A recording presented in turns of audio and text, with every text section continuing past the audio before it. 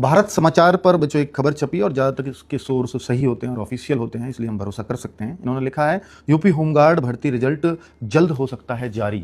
अगर ये जारी हो गया तो बहुत सारी सीट होमगार्ड की खराब हो जाएंगी, जबकि इसके लिए ज़रूरतमंद बच्चे भी बहुत सारे हैं। अब इसका क्या इलाज हो सकता है, तो हमने पहले भी आवाज़ उठाई है इस पर, लगातार भर्ती बोर्ड से भी रिक्वेस्ट की है, फिर एक बार करते हैं कि भर्ती बोर्ड को कोई रिजल्ट लेट करने में तो कोई दिक्कत नहीं है, जल्दी देने में तो बहुत दिक्कत हो सकती है।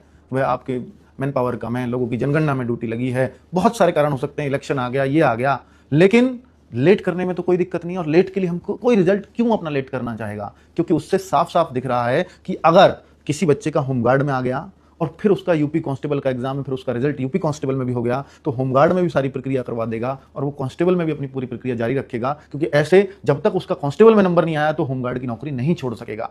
तो इसलिए आपसे हाथ जोड़कर भर्ती बोर्ड से फिर से एक रिक्वेस्ट है कि आप होमगार्ड का रिजल्ट यूपी कांस्टेबल के बाद दीजिए, ताकि जिसका यूपी कांस्टेबल में नंबर आ जाएगा वो होमगार्ड की डॉक्यूमेंट वेरिफिकेशन के लिए नहीं जाएगा और होमगार्ड की वो नौकरी किसी जरूरतमंद बच्चे को मिल जाएगी। और आपके यहाँ वेटिंग लिस्ट का भी प्रावधान नहीं है, बार बार बच्चों के डिमांड करने के बाद भी, तो फिर वेटिंग लिस्ट अगर नहीं लगेगी तो वो सारे पद खाली रह जाएंगे। एक तो वो बच्चों के पद खाली रह जाएंगे जो मेडिकल में रहेंगे, और एक वो पद जो कांस्टेबल ज्वाइन कर लेंगे और होमगार्ड में भी उनका नंबर आया रखा रहेगा।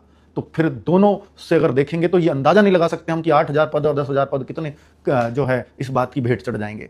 और 8-10,000 पद खाली रह जाना, एक चौथाई पद खाली रह जाना एक 40,000 41,000 वैकेंसीज में से, तो बहुत बहुत बड़ी बात है।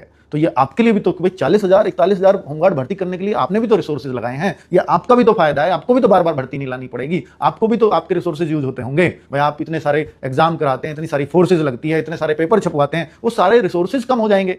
इन 10,000 की फिर से आपको भर्ती निकालनी पड़ेगी।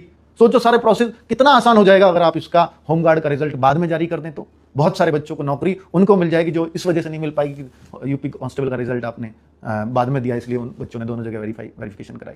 तो ये आपको सोचना चाहिए।